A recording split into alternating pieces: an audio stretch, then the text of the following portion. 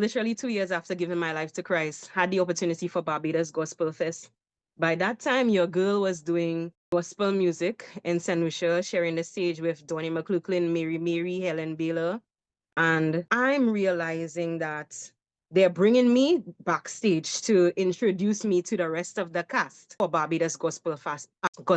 And I'm seeing this man and I'm saying, but it's you. You're the man who gave the Yeah. altar call when I gave my life to Christ, and it was Papa San. So Papa San gave the altar Oh, call.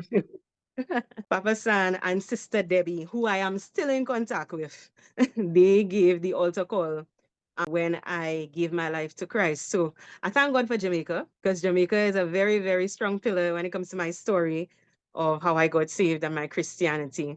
And so God has just a beautiful way of lining people up like he's doing today.